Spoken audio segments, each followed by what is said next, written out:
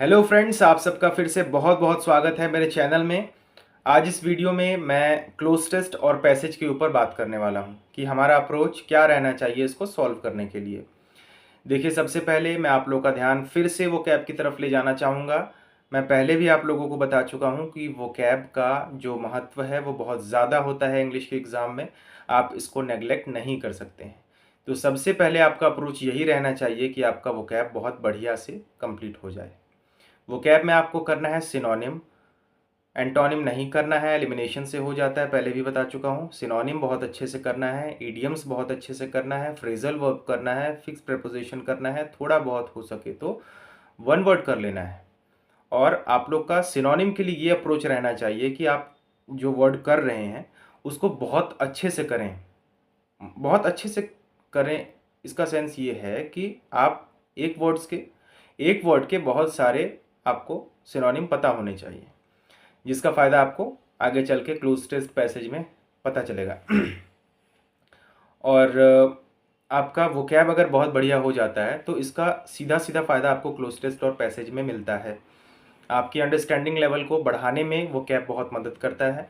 ठीक है, आपको इंग्लिश की अंडरस्टैंडिंग ही नहीं रहेगी, है ना, तो आप कैसे सॉल्व करेंगे बताइए। तो इसलिए मैं कह रहा हूँ कि आपको वोकैब बहुत अच्छे से करना है।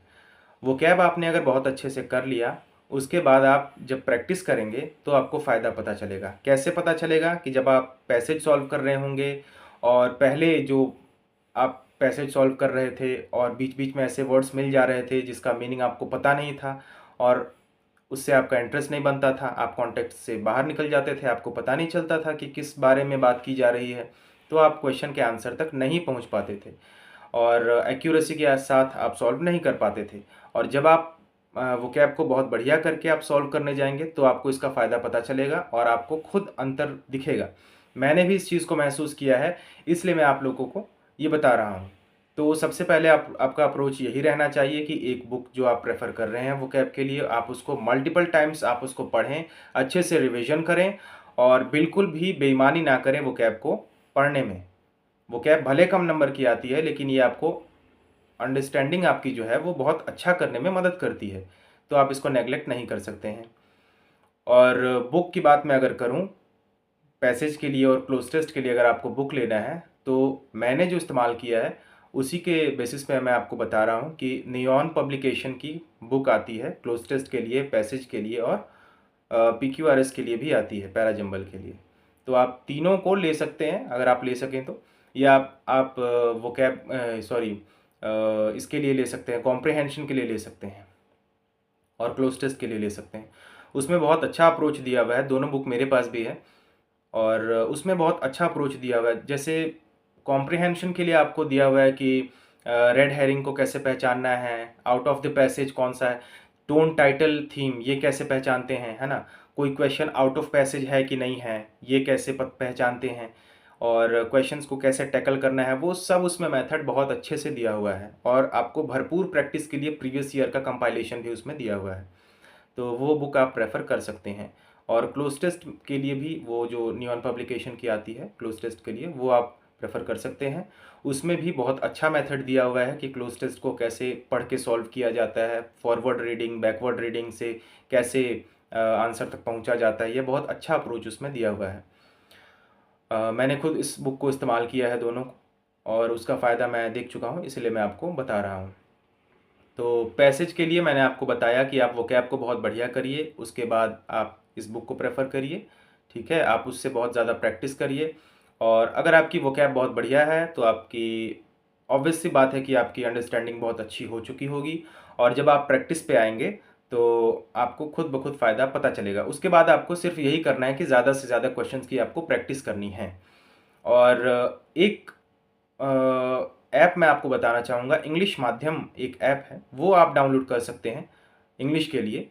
और उस पे क्या है कि आपको बहुत अच्छा प्रीवियस ईयर तो मिलता ही है मॉक टेस्ट के फॉर्म में और आपको डेली वो लोग एडिटोरियल उस पे डालते हैं, करंट न्यूज़ से रिलेटेड पैसेज डालते हैं। आप उसको जब रीड करेंगे पैसेज को, तो जैसे कोई वर्ड आपको समझ नहीं आ रहा है तो आप वहाँ पे टिक करेंगे तो आपको उसका मीनिंग वहीं पे दिख जाएगा।